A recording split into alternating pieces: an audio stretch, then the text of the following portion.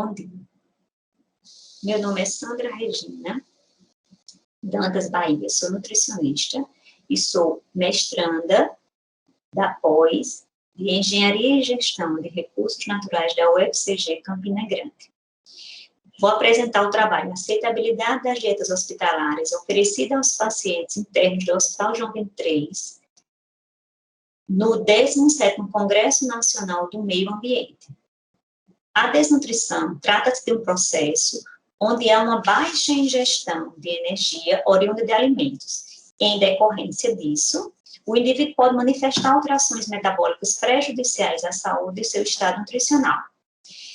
Tretin, Bernardo e Severo, 2016. Segundo Duarte et al., a desnutrição em ambiente hospitalar apresenta um percentual de 20% a 50% dos casos. Justamente porque o paciente ele está ali sem a família dele, sem os amigos, sem a comunidade, com dificuldade de se alimentar, porque está com uma pessoa vizinha ao lado, e fora a questão patológica, que já está associada.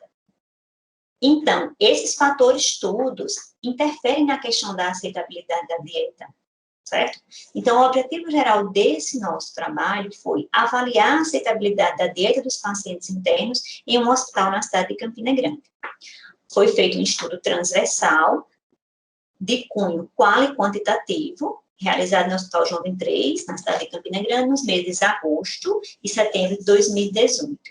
Essa pesquisa foi submetida ao Comitê de Ética, com aprovação. Então, os pacientes, nós pegamos 40 pacientes, certo, que foram submetidos ao TCLE, eles tinham que estar com critério de inclusão a partir de 20 anos de idade, estarem internos no hospital, com condições físicas e psicológicas preservadas e se alimentando unicamente por via oral, excluindo a questão também de sondas nasogástricas. Então, durante a pesquisa, foi apresentado o questionário de Colosso et al., modificado em 2009, que fala sobre pesquisa de satisfação da dieta hospitalar. Certo? O questionário, ele tem também algumas características, itens, indicadores, como aparência, cor, textura, forma de distribuição e quantidade servida. E as pessoas foram entrevistadas em relação a perguntar se essas aparências, essas características organolépticas, né, que eu acabei de citar, se as pessoas estavam muito satisfeitos, pouco satisfeitos e insatisfeitos, que elas estão em questão de aceitabilidade, e os indicadores, se eles eram muito importante, pouco importante ou sem importância nenhuma, certo? Então, dos resultados de discussão, nós temos que fomos avaliados 40 pacientes com média de idade 59,5, a média de idade deles. 57,5% desses pacientes, eles eram maiores ou igual a 60 anos, ou sejam, idosos. E desses entrevistados, 52,5% eram do sexo feminino e 47,5% do sexo masculino. Em relação às dietas avaliadas, observamos que 80% das dietas prescritas pelo médico e pela equipe de nutrição, elas eram dietas hipossódicas, certo? E, segundo Macedo, em 2017, a dieta hipossódica é uma das principais influências negativas da aceitação de uma refeição, considerando este mineral desempenha função cultural e geralmente está presente em grandes quantidades domiciliares. Então, como esse hospital ele é focado nas doenças cardiovasculares, era muito comum que essas dietas realmente fossem associadas a dietas hipossódicas, mas isso, segundo o estudo de Macedo, isso pode dificultar na questão da aceitação, por ser uma dieta com pouco sal e as pessoas naturalmente consomem muito sal.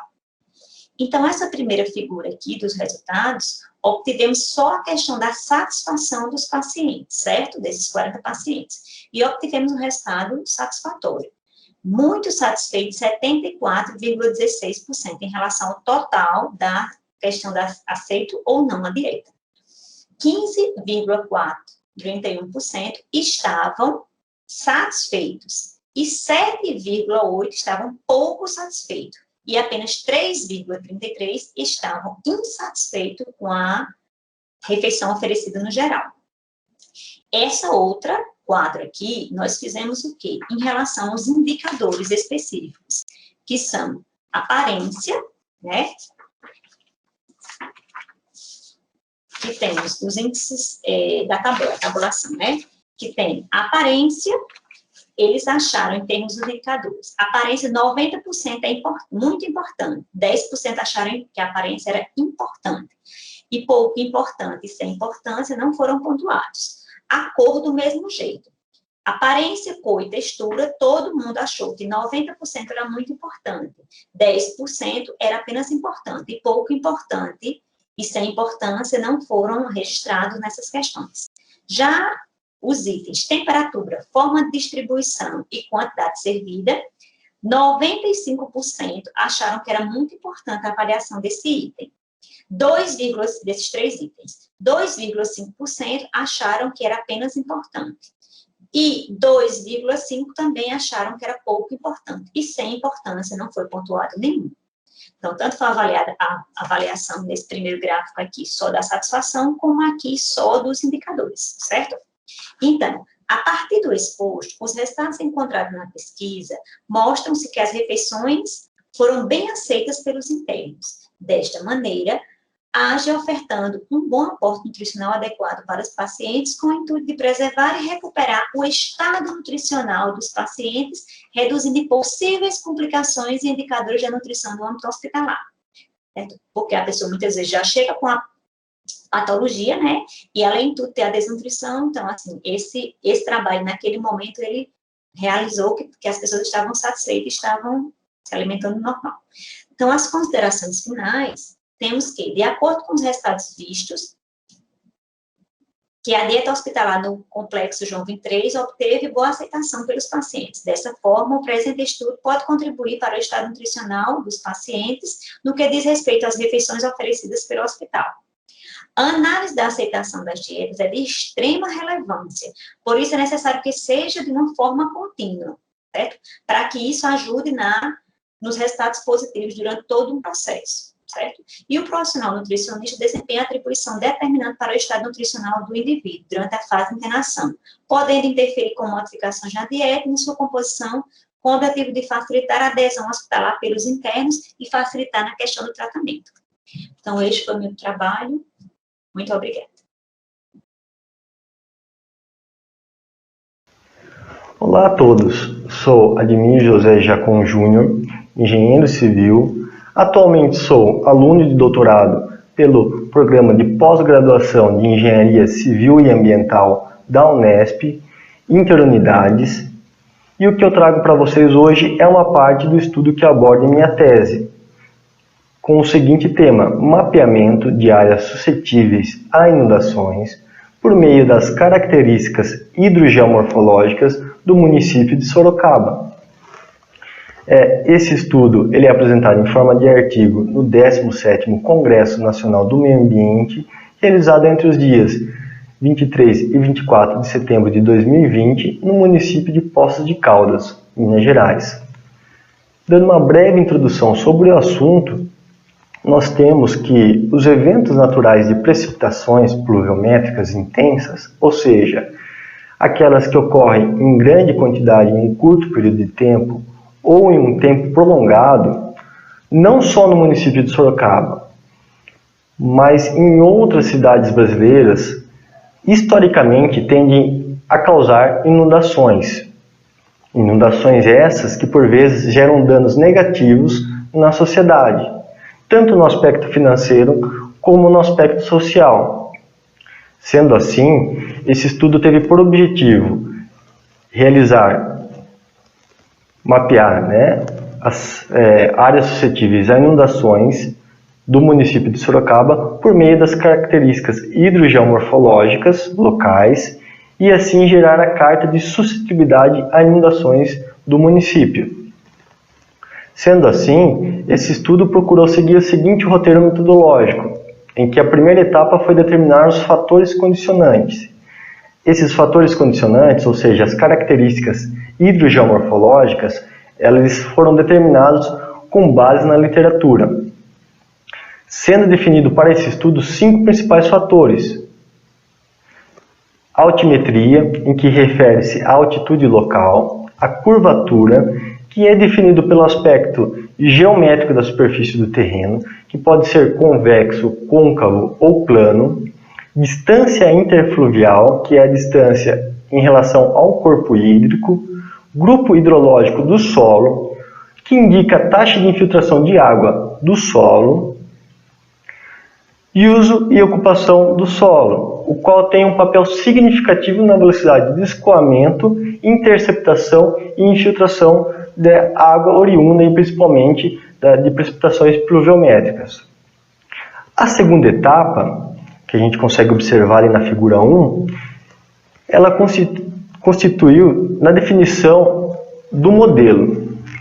Então, nós definimos uma escala de cor para os fatores condicionantes, em que a maior suscetibilidade à inundação é representada por tonalidades mais escuras de azul, em que esses tons mais escuros de azul foram transformados em valores quantitativos, variando em valores de 0 a 1, em que 1 representa a maior suscetibilidade. Com isso, para a elaboração da carta de suscetibilidade do município de Sorocaba, nós consideramos uma média dos valores fornecidos pelos fatores condicionantes, ou seja, por cada característica hidrogeomorfológica gerada para cada pixel. A validação do modelo foi realizada através do histórico de inundações do município de Sorocaba. Sendo assim, realizou-se um inventário com base no Banco de Dados de Desastres Naturais do Instituto Nacional de Meteorologia, o IPMET, em que esses dados levantados eles refletem os eventos de inundações ocorridos desde o ano de 2015. Por fim, gerou-se a carta de suscetibilidade a inundações do município de Sorocaba. Partindo então para os resultados, nós conseguimos observar inicialmente pela figura 2 cada característica hidrogeomorfológica, levantada por meio da suscetibilidade, já fazendo essa transição, em que tons mais azuis representam aí maior suscetibilidade. Nós temos aí na figura A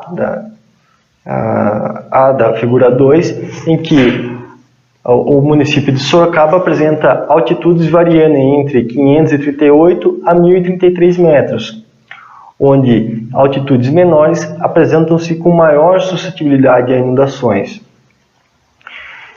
Já o fator condicionante de curvatura caracteriza em partes o direcionamento do escoamento superficial da água. Então, nesse sentido, superfícies côncavas ela tende a apresentar maior suscetibilidade de inundações. E através da figura B, a gente vê uma certa igualdade entre superfícies côncavas e convexas. Já a distância interfluvial, ela caracteriza áreas mais próximas aos corpos hídricos, sendo mais suscetíveis a inundações. Isso ocorre principalmente por corpos hídricos sem as principais vias de descargas dos volumes de águas geradas pelas precipitações pluviométricas. Sendo assim, quanto mais próximo ao corpo hídrico, maior a suscetibilidade.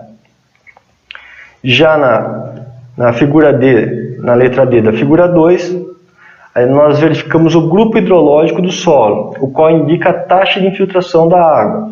Quanto maior a taxa de infiltração, menor a suscetibilidade a inundações. Esse fator condicionante relaciona-se diretamente com o tipo do solo. A gente pode observar em que solos mais argilosos eles apresentam menores taxas de infiltração e maior suscetibilidade à inundação. Observando pela figura aí, a gente vê que Sorocaba tem maior parte dos solos areno-argilosos, formado por rochas granitoides do Planalto Atlântico, em que Sorocaba está localizado. E por fim, nós temos aí o mapa de uso e ocupação. Ele tem influência significativa na velocidade de escoamento, interceptação e infiltração da água. Então, áreas mais impermeáveis, ou seja, com maior taxa de urbanização, ele apresenta-se com maior suscetibilidade a inundações. E por fim, nós apresentamos aí a carta de suscetibilidade a inundações do município de Sorocaba, onde nós conseguimos observar em que regiões mais urbanizadas do município apresentam-se mais suscetíveis. Essa carta ela foi validada ainda com o inventário o histórico de inundações inventariado. Esse inventário ele conseguiu levantar 20 pontos de inundações, em que Dos pontos inventariados de inundações históricas, 18 deles coincidem com locais que apresentam baixa altimetria, curvaturas côncavas e distanciamentos próximos a corpos hídricos. E desses 18, 16 pontos coincidiram ainda com áreas com alta urbanização, né? Finalizando a apresentação, é possível verificar que, através do inventário de inundações realizados, que este evento de inundação é um problema constante e que, infelizmente, essa não é uma realidade somente do município de Sorocaba, e isso ocorre aí em praticamente quase todos os municípios brasileiros. E por meio dos resultados, por meio da carta de sustentabilidade gerada, é possível inferir que esse estudo ele pode ser utilizado como uma ferramenta científica de gestão pública, capaz de fornecer prognósticos para a aplicação de políticas públicas de remediações em áreas já urbanizadas e de planejamento em áreas não urbanizadas, direcionando assim o ordenamento territorial e, consequentemente, evitando aí futuros impactos negativos causados por inundações. Então, quero agradecer a todos, obrigado a todos que assistiram até aqui e um grande abraço.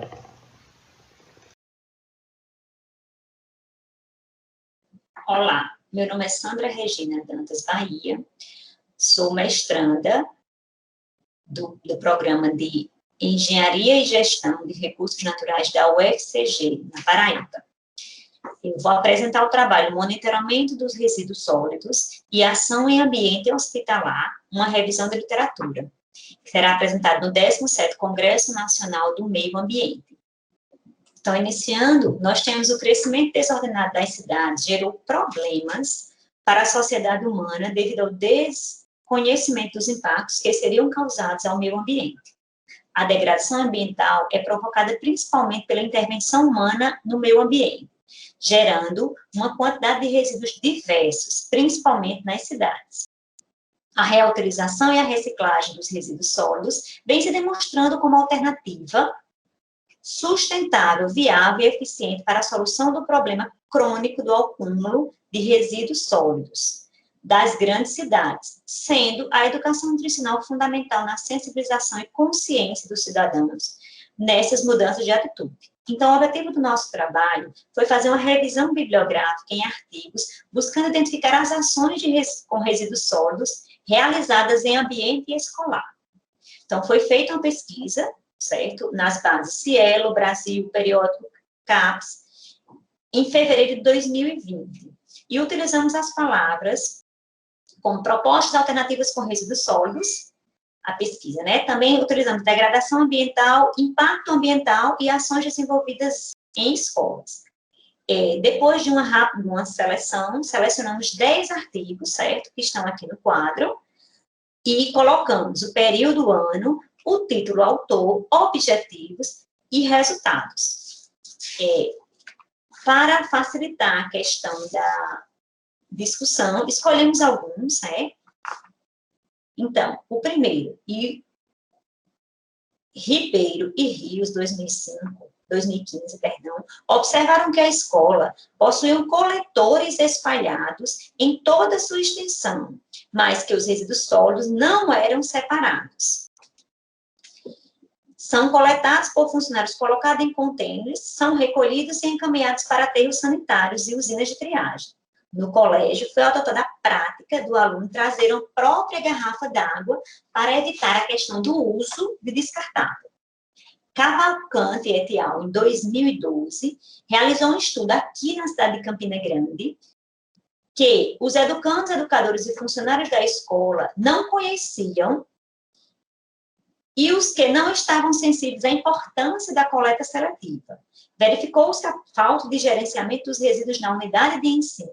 Com isso, foi promovido palestras educativas e oficinas com a problemática dos resíduos sólidos, no intuito dos educandos, educadores e funcionários conhecer a diferença entre lixo e resíduo sólido, lixão e aterro sanitário, enfocando a importância da coleta seletiva. Em uma pesquisa realizada por Em 2016, em uma escola pública do município de Pombal, também na Paraíba, observaram que a população não faz separação dos lixos orgânicos e inorgânicos. A destinação final dos resíduos no município de Pombal é precária, pois destina seus resíduos em vazadouros ou lixão aberto. Estudo semelhante foi realizado por Adriano e Murata em 2014, numa escola do Paraná. Foi detectada alta quantidade de resíduos, principalmente no pátio da recreação, e o número reduzido de lixeiras disponíveis no local não segrega os resíduos, acarretando em um mau cheiro e um mau gerenciamento desses resíduos, né, em geral. Por isso, em 2003, notaram a faixa das lixeiras específicas distribuídas na escola e a quantidade disponibilizada prejudicaram a segregação dos resíduos, acarretando o descarte inadequado dos resíduos. Estudos realizados por Santa em 2014 incentivaram a separação dos resíduos orgânicos para a fabricação de compostagem e posterior utilização em hortas escolares. Obteve resultado positivo, pois além de melhorar a alimentação escolar, as hortas também serviam como práticas de aulas diferentes. Trabalho semelhante ao citado anteriormente por Lima, em 2016, o aproveitamento dos resíduos advindos da merenda escolar foi utilizado para a produção de adubo orgânico a partir do processo de compostagem e utilização para adubar as escolas. Os materiais Sardinha, 2010, afirmaram que a compostagem doméstica é uma alternativa para a destinação dos resíduos orgânicos gerados na escola, logrando êxito e sendo de real eficácia para a mudança de pensamento dos educandos. Colaborando também com esse projeto, Crécia 2005 também informa que as comunidades rurais e urbanas carecem de conhecimento sobre a reutilização dos resíduos sólidos e o tipo de recicladores, biogestores, compostagens, etc. Então, para a nossa consideração final, nós observamos que o quê? Desses 10 trabalhos avaliados, que implantar os princípios de educação ambiental no âmbito escolar é de suma importância para o aluno conhecer melhor o contexto onde vive, refletindo seu papel como sujeito no mundo e que tem o dever de preservá-lo, e os auxiliando a desenvolverem ações que visem a preservação ambiental, minimizando os impactos de resíduos sólidos, tanto no ambiente escolar quanto em seu entorno. Esse foi o meu trabalho. Obrigada. Sou Elcio José Gomes Santos, vou apresentar o trabalho, fatores e sugestões de estratégia para prevenir futuras infecções da Covid-19 em São Luís do Maranhão. Esta é a terceira vez em menos de 2 décadas que as autoridades mundiais enfrentam uma epidemia com alta transmissibilidade causada por subtipo de um coronavírus. A primeira aconteceu em 2002 e 2013, onde teve uma síndrome respiratória aguda grave, que foi chamada de SARS-CoV, e a segunda epidemia ocorreu em 2012, no Oriente Médio. Esta doença foi denominada Síndrome Respiratória do Oriente Médio e foi causada por um novo vírus chamado coronavírus MERS-CoV. Já no ano de 2019, o novo coronavírus, SARS-CoV-2, é nomeado pela Organização Mundial da Saúde como Covid-19. O Covid-19 ele tem uma rápida expansão no mundo, né? E aqui no Brasil ele chegou através da região sudeste, pela capital São Paulo, e mais precisamente em 20 de março de 2020 chega à capital São Luís, Maranhão, primeiro caso registrado. Então, nosso objetivo nesse nosso trabalho é descrever os fatores não médicos determinantes e sugerir estratégia para prevenir futuras acelerações de infecções da Covid-19 em São Luís do Maranhão. Nós utilizamos trabalho como a metodologia como pesquisa, ela trata-se de uma pesquisa descritiva, bibliográfica, estatística com análise de dados do portal da Transparência, Registro Civil e levantamento de produção científica relacionada à Covid-19 na base de dados da Science Direct. Então, nós podemos observar que alguns fatores pode ser afetada a transmissão viral à capital maranhense, como, por exemplo, no mês de março, aqui na região Nordeste, mais precisamente, como São Luís, o Maranhão, ele faz uma transição com a pré-Amazônia, nós temos um período chuvoso, e esse período chuvoso faz com que a taxa de imunidade de crianças e idosos seja mais vulnerável. Então, esse pode ter sido um dos fatores. E quanto à questão meteorológica, por São Luís ter um parque industrial, o Porto do Itaquibacanga, e foram percebidos em trabalhos que particulados, né, como partículas de 2,5 micrômetro, ela tem uma chance de 15% de aumentar a taxa de mortalidade. E os particulados, nos últimos 3 anos encontrado aqui na área do Itaquibacanga, foi de 50 microgramas por metro cúbico. E pesquisador chamado Ial, ele fez uma correlação que de partículas minúsculas de 10 micrômetros, ela tem relação positiva com a morte causada por Covid-19. Então, nós podemos também perceber que, apesar dos decretos pelo período da pandemia, né?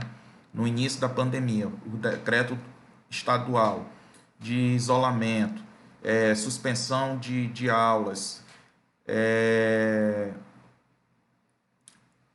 suspensão de atividades onde tivesse um grande número de pessoas, mesmo assim a taxa de contaminação estava muito crescente. E quando chegou próximo a 100% dos leitos serem ocupados, o governo decretou um lockdown, né, no período de 5 de maio a 17 de maio, que é o que tem no nosso gráfico esse período descrito de vermelho. E esse período de lockdown, somente as pessoas que estavam relacionadas à área da saúde e serviços essenciais que poderiam sair de casa. Logo após a suspensão do lockdown, mais uma semana foram adotados também rodízios de placas.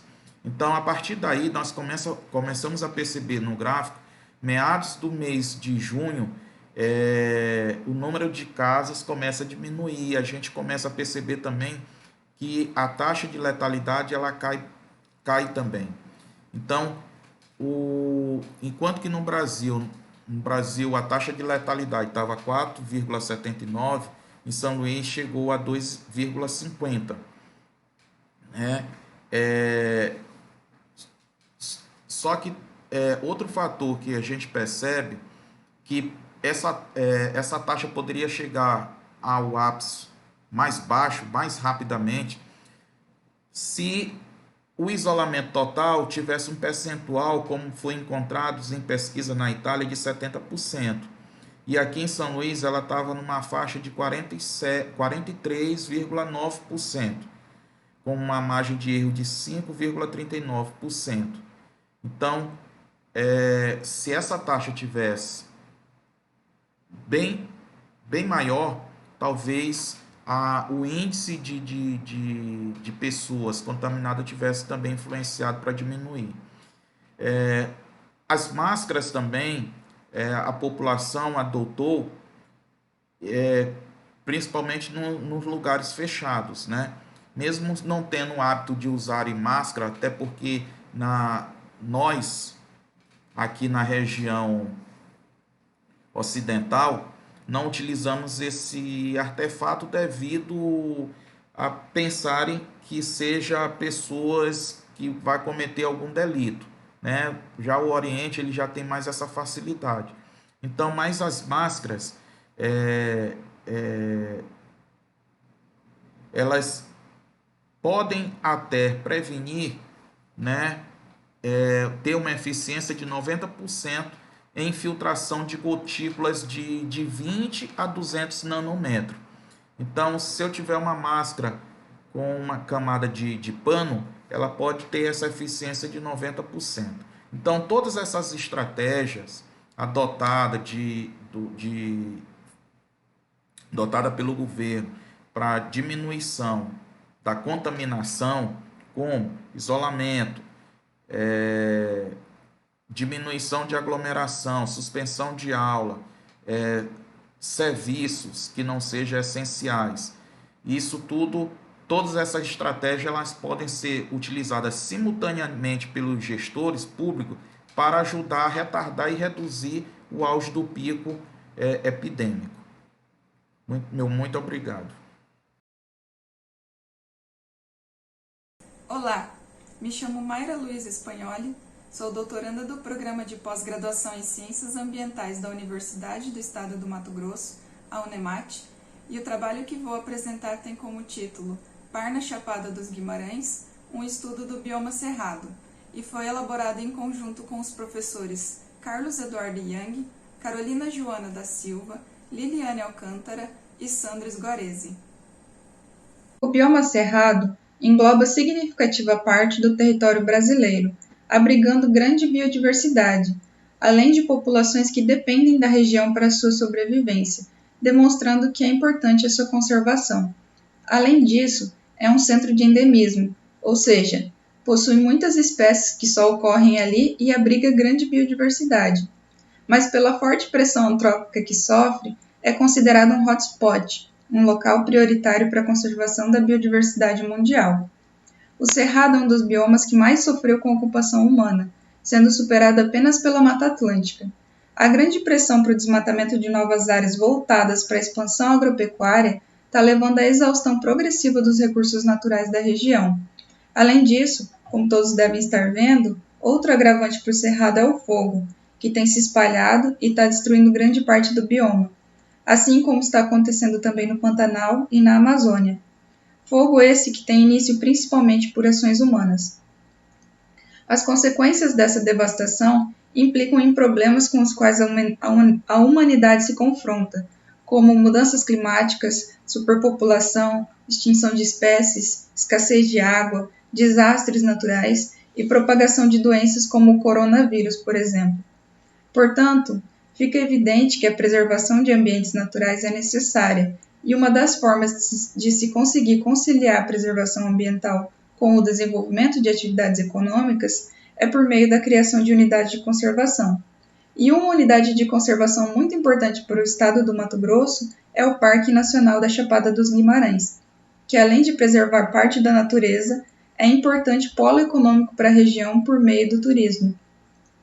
Dessa forma, o trabalho teve como objetivo verificar as publicações em periódicos realizadas entre os anos de 2005 e 2018, referentes ao Parque Nacional da Chapada dos Guimarães no estado do Mato Grosso, no intuito de identificar o desenvolvimento de pesquisas com importância para a conservação ambiental do bioma cerrado. A metodologia foi baseada em estudo bibliométrico, que se destina a quantificar e analisar a produção científica de um respectivo tema, e os procedimentos adotados foram o levantamento dos artigos publicados em periódicos internacionais e nacionais por meio do levantamento de referências que abordassem o assunto estabelecido. Foram então considerados apenas os artigos publicados entre os anos de 2005 a 2018, e as fontes bibliográficas de pesquisa foram os sites Web of Science, Cielo, e o portal de periódicos da CAPES. Como resultado, então, considerando o corte de estudo longitudinal, foram encontrados 37 artigos publicados entre os anos de 2005 a 2018 nas bases de dados citadas.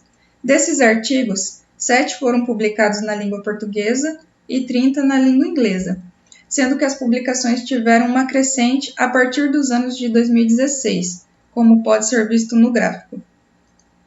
As revistas que mais publicaram artigos relacionados ao Parque Nacional da Chapada dos Guimarães foram as revistas Zoo Taxa e Nativa.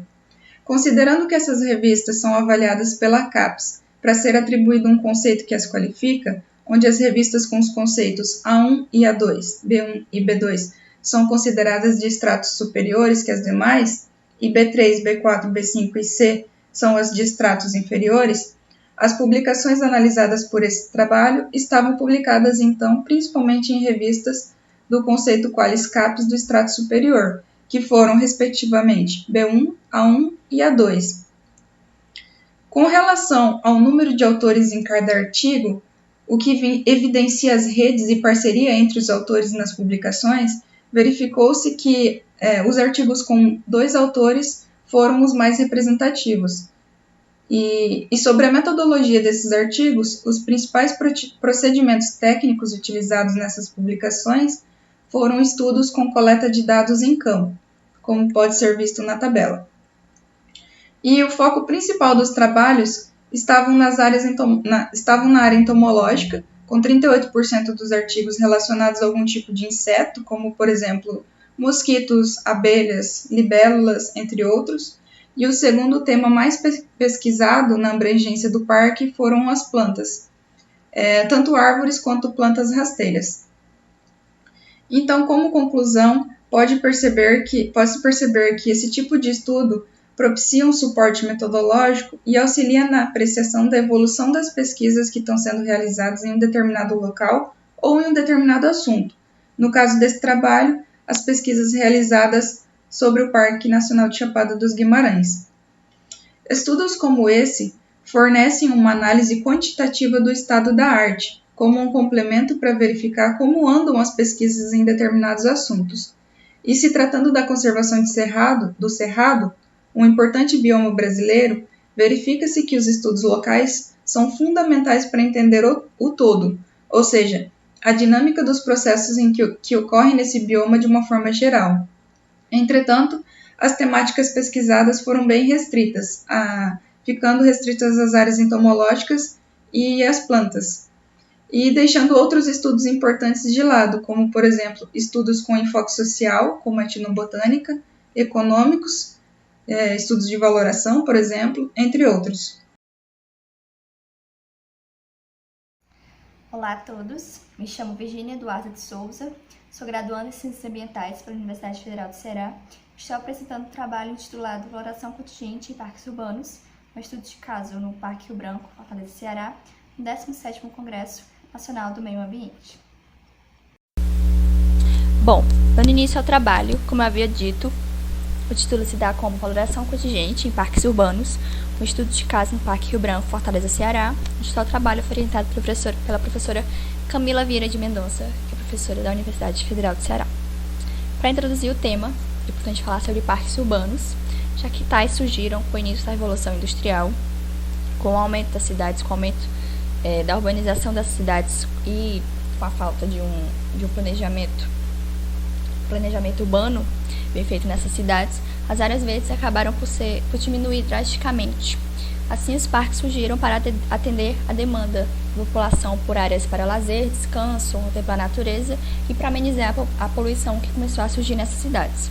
Assim, até hoje, parques urbanos ainda exercem um papel importante nessas zonas urbanas, já que muitas vezes acabam por serem os únicos espaços verdes em muitas cidades. E como estudo de caso, a gente tem o Parque Rio Branco, que se localiza no Parque Joaquim Távora, em Fortaleza, Ceará, onde ele é bastante procurado por frequentadores ali do bairro para prática de atividades físicas, lazer, descanso, ou só para passar, enfim. E por conta da relevância das cidades locais, é importante utilizar ferramentas que demonstrem a importância que tais áreas, tais espaços teriam para a população. E uma dessas ferramentas seriam as técnicas de valoração ambiental, onde elas auxiliam na formação de políticas públicas de conservação, e já que o objetivo é atribuir valores monetários, nesse caso monetários, a essas áreas. E assim é obtido os ganhos que são gerados com a preservação ou os custos que seriam acarretados com a degradação dessas áreas. Assim, o principal objetivo do trabalho é estimar o valor econômico ambiental do Parque Rio Branco, em Fortaleza, Ceará. Para a metodologia, explicando um pouco sobre a valoração contingente, ela vai consistir na criação de um mercado hipotético que vai abranger as preferências individuais por determinado bem ambiental, que vai ser obtido a partir da disposição a pagar pela conservação da área. Ou seja, vai ser criado esse mercado hipotético que vai ser formado pelas escolhas de cada indivíduo, onde vai ser questionado quanto eles estariam dispostos a pagar pela continuidade daquela área, que aquela área continue sendo conservada, que no caso é formada a DAP. Para obter essa DAP, foram aplicados questionários entre os meses de julho e setembro de 2018, onde foi totalizado 101 entrevistas, Os resultados dos questionários foram estimados pelo método dos mínimos quadrados ordinários para o cálculo da regressão, onde se objetiva com esse método identificar as variáveis que mais influenciam na escolha da DAP. E a DAP em si foi calculada pela multiplicação da média dos valores em intervalos, foram obtidos valores que foram separados em intervalos pela população do parque. Então, para formar a população do parque, o número de usuários diários do local foi cedido pelo Movimento Pro Parque, que atua no parque. Dentre os principais resultados, dos 101 entrevistados, 50 foram do sexo feminino, com uma idade média de 38,5 anos, e 51 eram do sexo masculino, onde 59 anos foi a idade média dessa amostra. As figuras 1 e 2 trazem os principais resultados quanto à escolaridade e à renda familiar desses entrevistados, só ressaltando que em 2018 o salário mínimo era de R$ 954. Na figura 1 aparecem os principais níveis de escolaridade. No caso, o principal foi o ensino médio completo, seguido pelo superior completo e em terceiro, o fundamental completo. Entre a renda, a que mais apareceu foi a de entre 1 e 3 salários mínimos, seguido por 3 a 5 salários mínimos e em terceiro, 5 a 7 salários mínimos. Quanto também foi questionado dentro do questionário como esses usuários utilizavam o parque, dentre a frequência de uso, 39,6% afirmaram que frequentam o local diariamente, 45,5% semanalmente e 8,9% mensalmente. Dentre as opções de uso, a atividade física apareceu como principal forma, com 44,5%, seguido por lazer com 27,7% e a só passagem com 26,7%. Com o cálculo da regressão, foi possível identificar que as variáveis escolaridade e idade explicam a DAP em 22,8%, gerando uma relação de influência positiva. Os estados afirmaram estarem dispostos a pagar um valor a mais na conta de água pela manutenção do parque, para que fosse obtida a DAP, e considerando como 300 o número de usuários do parque durante a realização da pesquisa, foi gerado o valor final de R$ 155.736 para o Parque Rio Branco. A tabela 2 mostra os resultados, os valores que foram utilizados para o cálculo da DAP. Então, a gente tem os valores mínimos, o mínimo e máximo, onde foram gerados intervalos para esses valores, a média em cada intervalo e o número de pessoas que deram os valores em cada intervalo. E como conclusão, a partir do valor que foi encontrado, infere-se a importância que o parque tem para os moradores ali do bairro e, consequentemente, é importante que se façam políticas públicas voltadas para a conservação do local, já que algumas pessoas relataram algumas dificuldades ali dentro, como alguma falta de infraestrutura ou até insegurança. E que, se fossem feitas políticas de conservação, talvez o parque até atraísse mais visitantes. Algumas das referências utilizadas, e como agradecimentos eu gostaria de agradecer à Pró-Reitoria de Extensão da UFC pela disponibilidade da bolsa, pela professora Camila pela orientação e pela oportunidade de ter feito parte do Laboratório de Direito, Economia e Sustentabilidade, o LEDS, e ter feito também parte do Programa de Ciências Ambientais do projeto de extensão. E agradecer a todos que assistiram o trabalho, disponibilizaram desse tempo para assistir. Muito obrigado. Olá, sou Micaele Ferreira, sou graduanda em Geografia na Universidade Estadual do Maranhão. Estou participando do 17º Congresso Nacional do Meio Ambiente. O tema do meu trabalho é Oficina de Reaproveitamento do Lixo aplicado aos alunos do ensino fundamental.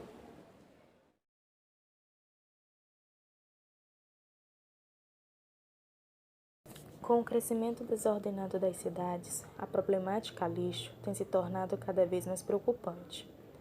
O lixo, quando descartado incorretamente no ambiente, pode trazer à sociedade problemas recorrentes como a poluição.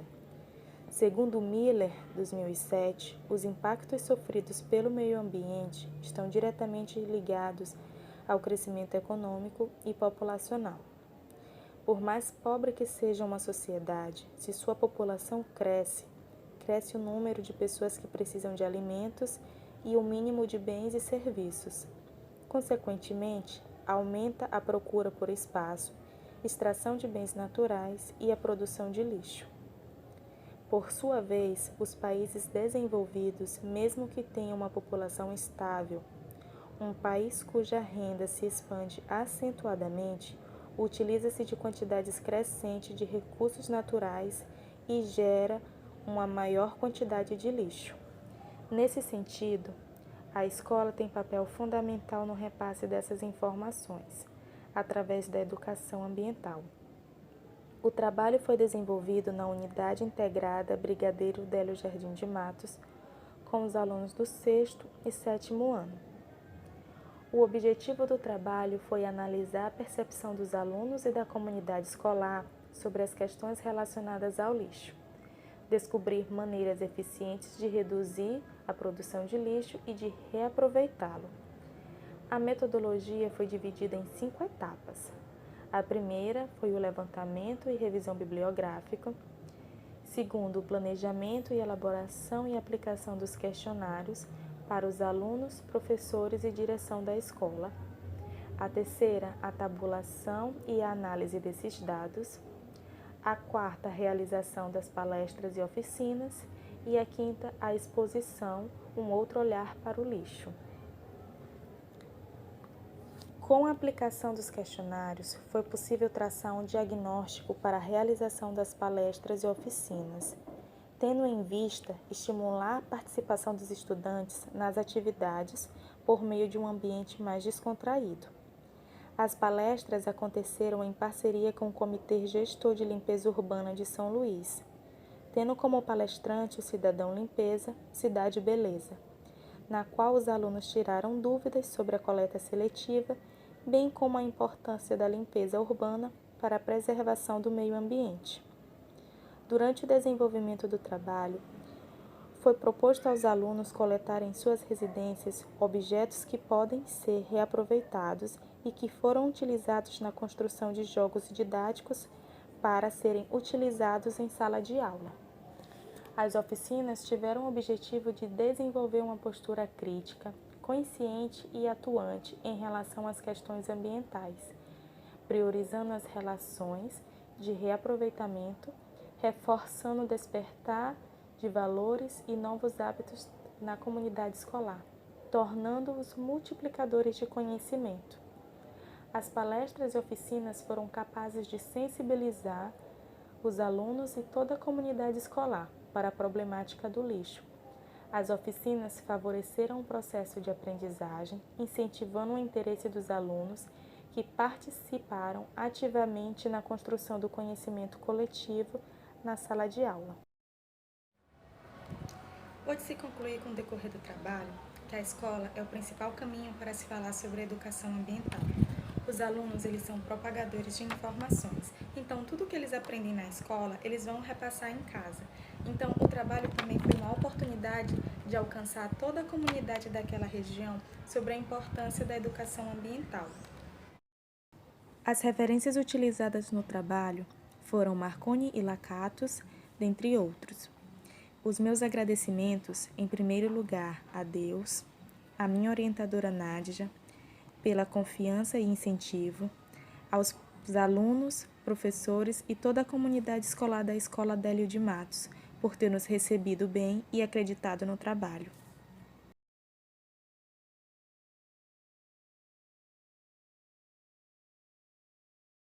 Olá a todos os congressistas e banca avaliadora do 17º Congresso Nacional de Meio Ambiente.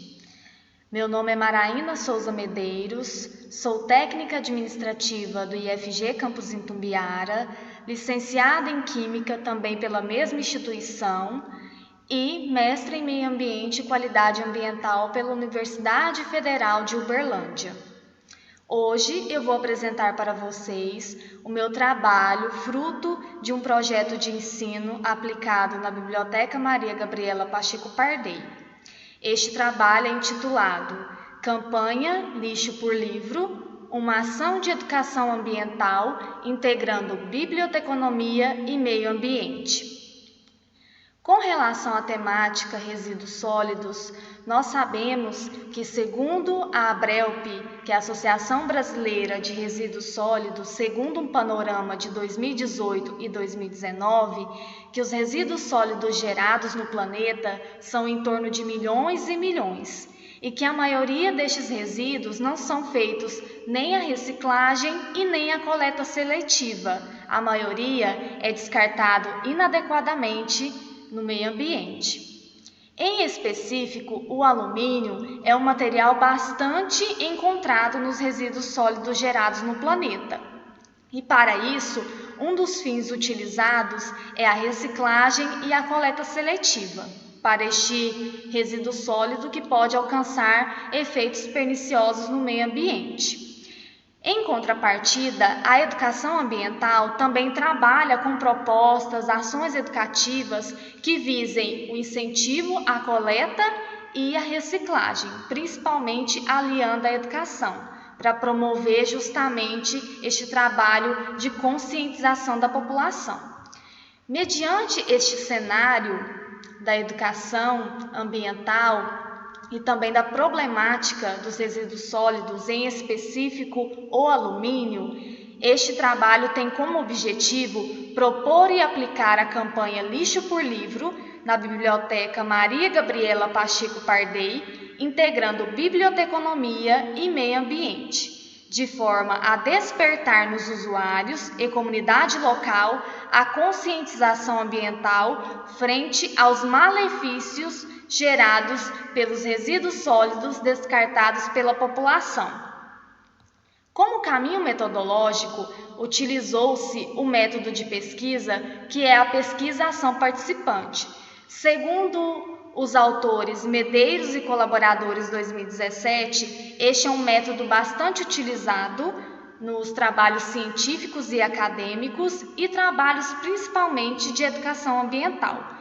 Justo porque é uma pesquisa que envolve a troca de saberes, tanto científico quanto saber comum.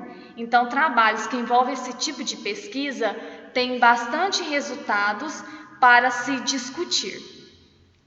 O trabalho específico, ele contou com 3 momentos distintos e essenciais para a metodologia. Primeiro foi a divulgação da campanha e recebimento das latinhas.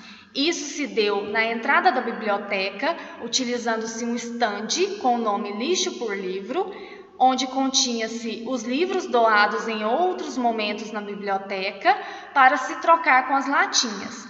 O aluno, o servidor ou comunidade local tinha o direito a levar um livro a cada 20 latinhas doadas.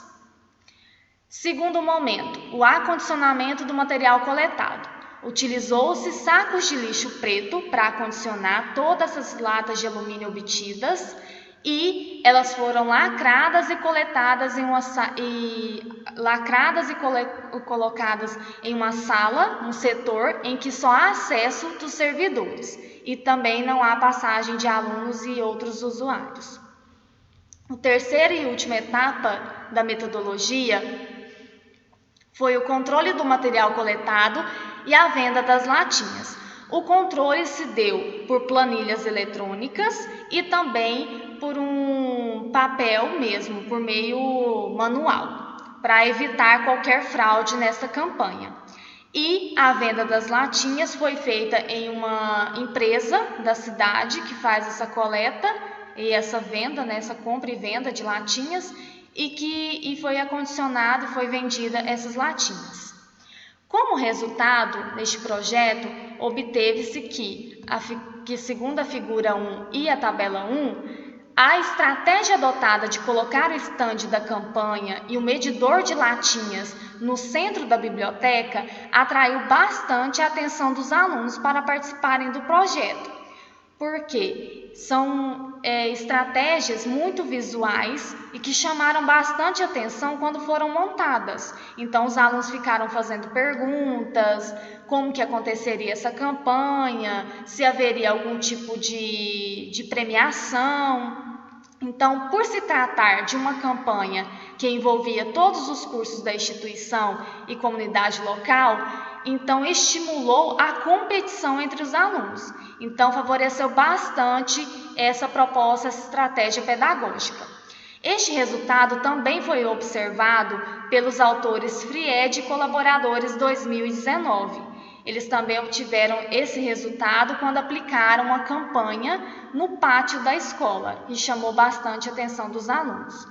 A figura 1 mostra, no lado esquerdo, a representação da campanha Lixo por Livro com os livros e no meio, na figura ao meio, está o estande com o medidor de latinhas, em que cada garrafa PET continha-se pedaços de isopor para contar cada latinha que cada curso entregava nessa troca de livro, de latinhas por livro. E por fim, do lado direito, tem-se um aluno da engenharia fazendo a troca de um saco cheio de latinhas por um livro. Essa troca mediada por uma servidora. Na tabela, organizamos os resultados obtidos da campanha Lixo por Livro para melhor visualização. Obteve-se no total da campanha, em cerca de 3 meses, 8.631 latinhas arrecadadas, 114 alunos participantes, 12 servidores participantes e R$ 250 arrecadados na venda das latinhas e sob autorização da direção-geral do campus. Durante essa campanha, observou-se que 150 livros foram trocados pelas latinhas, um número bastante expressivo e interessante. Com o dinheiro arrecadado, obteve-se um contrato de serviço de cópia de chaves para os armários da biblioteca, ou seja, para justamente utilizar, converter esse dinheiro obtido em algum benefício para os próprios alunos. As ações de educação ambiental, concluindo-se, foram fundamentadas na pesquisação participante e, por isso, tiveram resultados bastante positivos no ambiente escolar, pois possibilitou a troca de saberes entre os participantes e autores da campanha, assim como incentivou a leitura direta e indiretamente pelo expressivo livros doados durante a campanha. Aqui estão as referências que eu utilizei ao longo do banner e que foram comentadas, e agradeço, por fim, o IFG Campus Itumbiara pela oportunidade e ao Congresso. Olá, meu nome é Rose Leopane Eliasama Bernardo Silva de Oliveira, sou aluna da PUC Campinas, do curso de Ciências Econômicas, porém faço iniciação científica na Engenharia Ambiental, com o tema de pesquisa Agricultura Urbana no município de Campinas. Bom, a expansão urbana ao longo das décadas ela tem se tornado um dos principais fatores para a deterioração do meio ambiente e também um dos maiores problemas enfrentados pela humanidade. A agricultura urbana ela surge em áreas menores, no entorno de uma cidade ou dentro da própria cidade, como uma forma de combate a essa deterioração. Ela também pode ser tanto para cultivo pessoal, como também ser utilizada para vendas. E é nesse cenário que resolvemos avaliar os problemas encontrados nessas hortas e no seu entorno. Então é nesse cenário que resolvemos construir nosso objetivo em cima de hortas situadas na cidade de Campinas. Essas hortas a serem avaliadas, a gente vai discutir sobre a segurança alimentar e a deterioração do meio ambiente no entorno dela. Bom, na metodologia nós utilizamos a metodologia LAP, que ela possui 15 métricas, variando de 0 a 10. Também avaliamos 6 hortas. Essas 6 hortas são distribuídas entre a cidade de Paulínia, no bairro de Betel, e no distrito de Barão Geraldo, em Campinas. Bom, nos resultados podemos notar que os maiores problemas encontrados nessas 6 hortas avaliadas foram problemas com pressões atrópicas, que foram os 3 pontos principais: poluição sonora, impermeabilização do solo e tráfego em vias próximas. As 6 hortas, elas também ficaram avaliadas entre moderadas e ruins, sendo possível notar que precisa urgentemente de uma recuperação do solo no seu entorno. Então, podemos concluir que os principais problemas, as principais fragilidades foram a hipermeabilização do solo na bacia, poluição sonora e tráfego em vias próximas.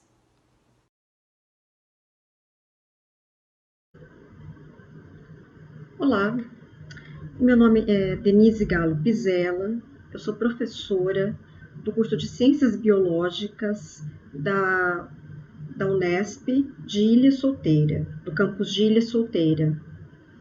Eu venho participar no 17º Congresso Nacional de Meio Ambiente, apresentando o trabalho de minha orientanda, Rafaela Silva de Oliveira de Lima, com o título Acessibilidade às Informações Ambientais sobre os Processos de Licenciamento Ambiental.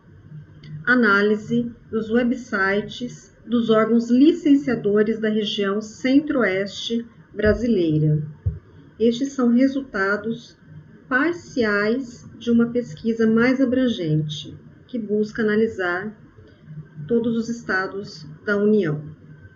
O licenciamento ambiental, ele é adotado no país pela Resolução CONAMA 237 de 97, para empreendimentos com potencial de ocasionar degradação ambiental, modificações ambientais importantes, e que precisa ser acessível. Os seus documentos precisam, por ser um processo, os seus documentos precisam ser acessíveis à sociedade, para que ela tenha conhecimento sobre os empreendimentos que vão ser instalados na sua área de influência, na sua área de vida, e também para que possa influenciar as tomadas de decisão sobre os empreendimentos. Portanto, considerando a necessidade de informação para a participação social nas tomadas de decisão do licenciamento ambiental no Brasil, o objetivo do nosso trabalho foi averiguar a situação dos órgãos ambientais licenciadores da região Centro-Oeste do país. Todos os processos analisados foram mediante estudo de impacto ambiental e relatório de impacto ambiental. Aqueles processos de licenciamento ambiental licenciados com estudos ambientais simplificados não foram incluídos em nossa pesquisa. E o objetivo é verificar se os documentos estão presentes, se alguns documentos estão presentes do licenciamento, para que a população possa ter acesso e assim que haja o cumprimento da Lei de Acesso a Informações de 2011. Para tanto, a metodologia do trabalho consistiu no levantamento dos sítios eletrônicos dos órgãos licenciadores dos estados da região Centro-Oeste e a disponibilidade para consulta de alguns documentos importantes para informação da população, como o termo de referência dos estudos de impacto ambiental e RIMAS, os próprios EIAs, estudos de impacto ambiental, os RIMAS, as atas de audiência públicas para cada processo de licenciamento ambiental e as licenças ambientais emitidas. Como resultados, nós obtivemos o seguinte: o estado do Mato Grosso, ele possui o seu órgão licenciador, que é a SEMA, ele possui uma lei estadual complementar à lei federal de acesso à informação. Os termos de referência foram encontrados no site. E em relação aos EIAs, somente foram encontrados EIAs e RIMAS que estão em processo de análise. Aqueles que já foram analisados não foram encontrados. Somente uma ata de audiência pública foi encontrada. E as licenças ambientais emitidas estão presentes, mas não de forma organizada por processo. No estado do Mato Grosso do Sul, o órgão licenciador, que é o IMASU, possui também a sua lei estadual complementar à Lei Federal de Acesso à Informação. Alguns termos de referência foram encontrados, não todos. Não foram encontrados os EIAs, somente os RIMAs, mas somente aqueles que foram elaborados a partir de 2008. As atas de audiência pública foram encontradas no período de 2007 a 2015, portanto, este aspecto não foi contemplado em sua totalidade, e as licenças ambientais emitidas foram encontradas. No estado de Goiás, a SEMAD, o órgão licenciador estadual, possui a sua lei estadual complementar. Os termos de referência foram encontrados, o EIA e o RIMA não foram encontrados, as atas de audiência pública também não, e as licenças ambientais emitidas foram encontradas. No Distrito Federal, o órgão licenciador, o IBRAM, possui a sua lei distrital específica em relação à legislação federal. Não foi encontrado no seu site o termo de referência, o estudo de impacto ambiental e o relatório de impacto ambiental foi encontrado. As atas de audiência pública foram encontradas parcialmente.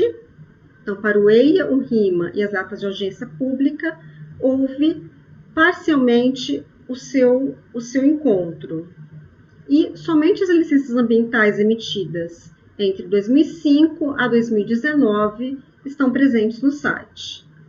Então, podemos concluir que os órgãos ambientais licenciadores do Centro-Oeste brasileiro não possuem informações disponibilizadas de forma uniforme, contemplando todos os documentos em análise, o que fere a legislação de acesso às informações ambientais, que diz que todos os documentos públicos precisam estar disponibilizados à população de forma acessível e organizada.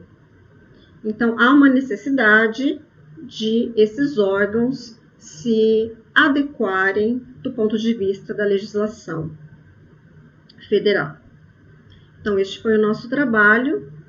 Eu agradeço ao Congresso Nacional de Meio Ambiente, à PROP da Unesp, pela iniciação científica concedida à aluna e ao Laboratório de Gestão Ambiental, da qual eu sou coordenadora. Muito obrigada.